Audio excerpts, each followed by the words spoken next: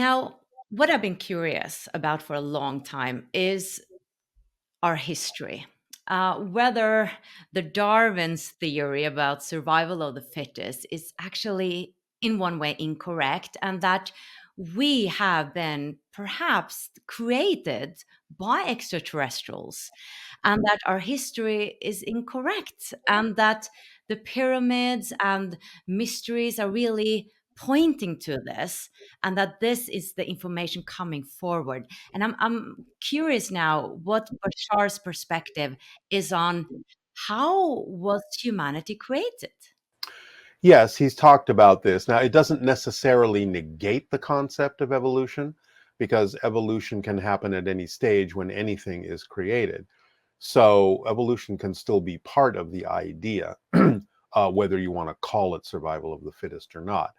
But, selective, evolution.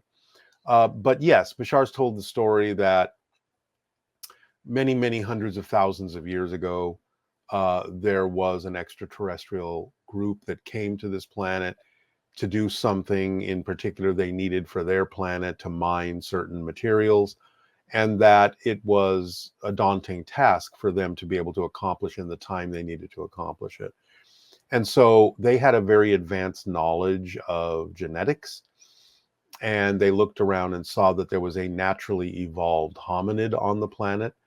We would refer to it as something like Homo erectus or one of those naturally evolved hominids. And they decided that they could inject their genetic material into this hominid and create something that was a little bit more like themselves to help them with this work. And so they created Homo sapiens sapiens. And we became a species based on the introduction of that extraterrestrial genetic material. And this is why you have, the rough translations of the, biblical phrases like, man was made in the image of God and so on and so forth, is the gods at those times were really these ETs that we considered to be so much more than ourselves, that we were made in the image of. And so they weren't necessarily, according to their laws, supposed to have done that. And therefore, they were eventually recalled. And the remainder of their society still had to take responsibility for the fact that we had been created. And so they had to sort of watch over us for quite a while to make sure that we would be able to move forward on our own path, that we would evolve, into a society that could sort of be left on its own. And again, this is where you get a lot of the stories of, angels visiting humanity and looking out for them and protecting them, and, people being led to different places by mysterious phenomena like, pillars of light and things like that. So I think that then after a time when they realized that we could create our own civilization, they sort of left us to our own devices. They were always watching, but wanted to see which way we would go with our free will. And now we've arrived, I think, at a point where they have been watching for quite some time. And I think we are approaching the time where they are about to let us know that they've always been here. We're about to have open contact. I think it's actually pretty imminent now. And they will reintroduce themselves to our society now that we have evolved to a certain point where we're starting to explore the idea of expansion of consciousness. We're starting to understand we're not alone in the universe, and all these kinds of things open us up to being able to receive them again, but more as equals rather than as something so much greater than us. Yes, they are more advanced, but that doesn't necessarily mean on a soul level that they're better than us. So once we have arrived at this point where we may be ready to understand how to interact with extraterrestrials, I think we're about to be reintroduced to them in the next few years. That's really exciting. And that is actually what I'm hearing again and again from Mhm. several channelers. Now, have Bashar said anything about how that will look like? Because I assume the reason it hasn't happened yet is because we haven't been ready and there has been a lot of fear around this. So, Yeah. how will it look like? Well, it could look many ways. I mean, one thing he has recently said is, we may start seeing more ships more blatantly. They may actually sort of put themselves in certain positions and hold themselves there so we get used to the idea. Like they might appear over the ocean. So, they're not over our heads, but we can stand on the shore and we can see them. That might be one way, and they might just stay there for quite some time so that we just get used to the idea that they're here without necessarily directly interacting. But then eventually I think they will come down, they will introduce themselves, or they will be introduced.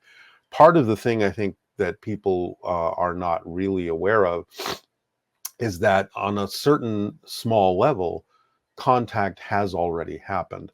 And there are certain things that have been going on behind the scenes with certain limited government institutions where they've already been creating preparation for this. And therefore, by the time they're introduced to us, the ETs, sort of they will already have been interacting with us to a certain degree.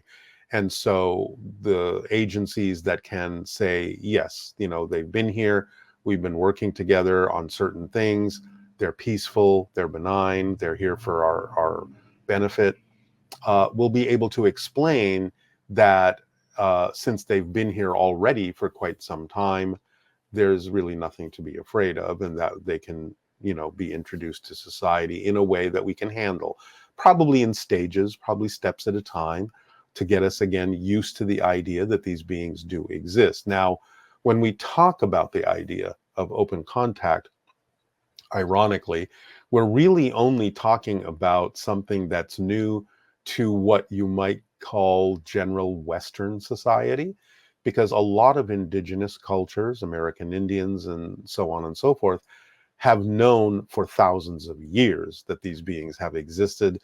They've had contact with these beings off and on for thousands of years. To them, their ancestors from the stars have always been around. So when we talk about open contact, we're not necessarily talking about something that's new for every culture on the planet.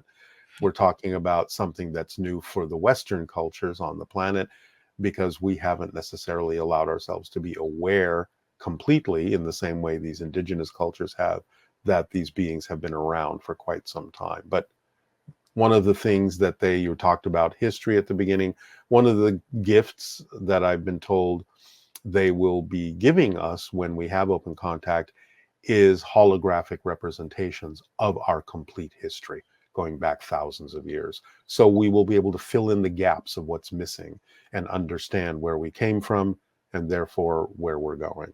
So Oh, I'm very excited about that. They would literally be able to show us holographic representations of Atlantis, of dinosaurs, of all these things that we have been investigating and speculating about for so long, and they actually have recordings of these things that they will give us. So that'll be oh exciting. my, oh my.